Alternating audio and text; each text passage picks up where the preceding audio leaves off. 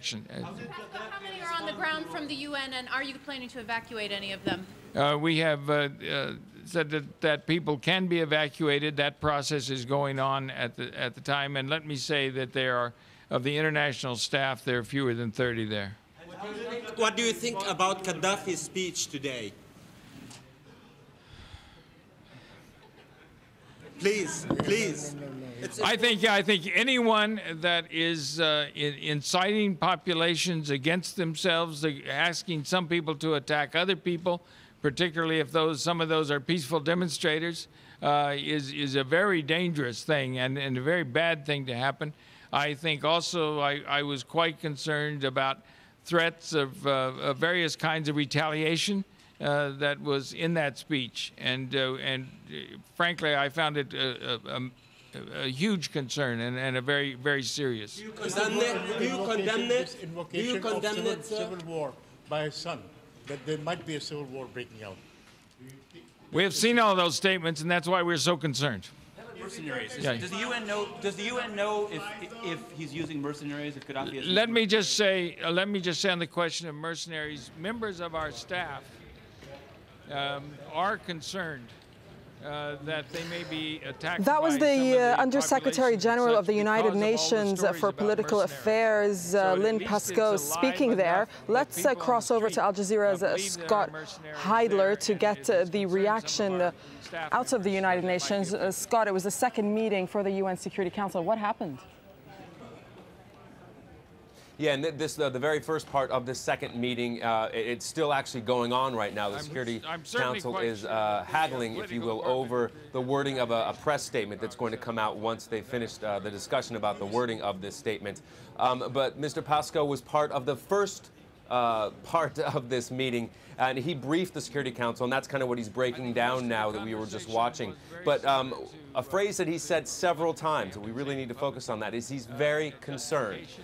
He cited a couple of reasons. One, he said, came out of Muammar Gaddafi's speech earlier today, where he was concerned, Mr. Pascoe was concerned about the threats that Muammar Gaddafi made in that speech.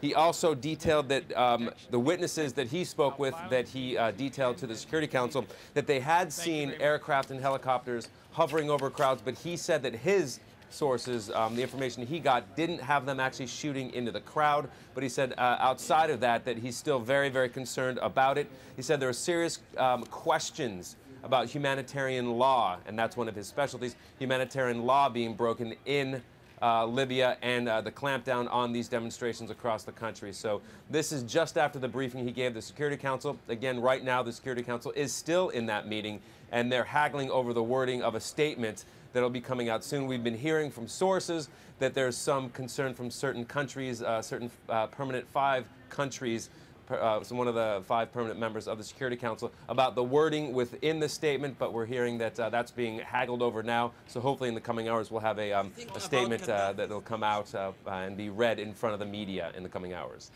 Well, some would argue, Scott, that perhaps now is not the right time to be haggling or just take firmer rhetoric, but action is needed. I mean, do we have any idea from what Lynn Pascoe has said? Does it give us any idea of which way the UN Security Council will swing in their statement?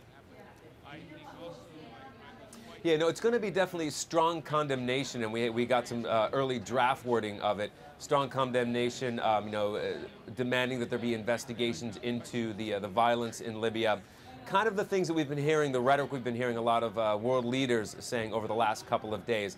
But and we're hearing again, we can't confirm this until the statement's actually read, but what we've been hearing is that there's really going to be no call to action or any kind of follow-up from this press statement, from this meeting today. It simply is going to be a statement that all 15 members of the Security Council agreed to say that, the condemnation of what's been happening in Libya, and not necessarily any call to action or any action following up with that. Again, that will be confirmed when we actually do hear the statement. But yes, it is, a lot of people here have been saying that, well, okay, what's the use of this statement if there's really no force behind it? So we'll have to see how the statement comes out and then what the reaction is, and if that prompts another meeting from the Security Council.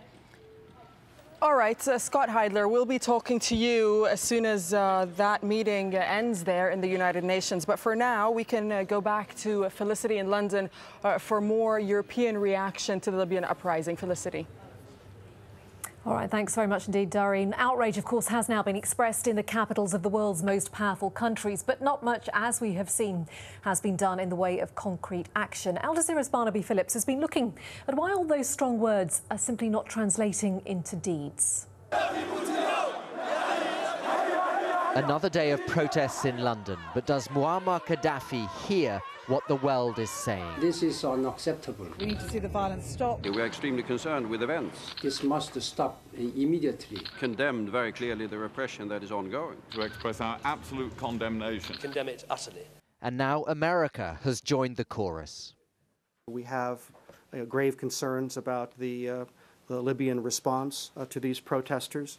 We continue to be guided by our fundamental principles. We don't want to see any further violence. Well, you can see how passionate the crowds are here outside Downing Street. But for all the frustration we're seeing here, it also seems that governments outside Libya have a very limited ability to actually influence events on the ground in that country now.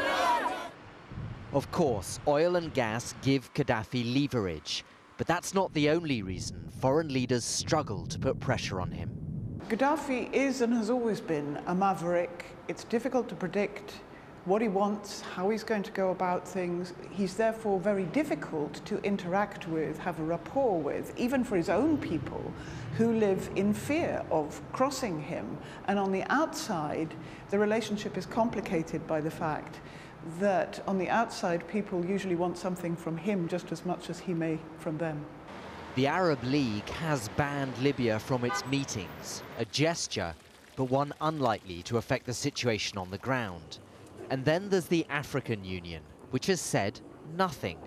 Perhaps because some African leaders have benefited from Gaddafi's financial resources, whilst others may even be afraid of him.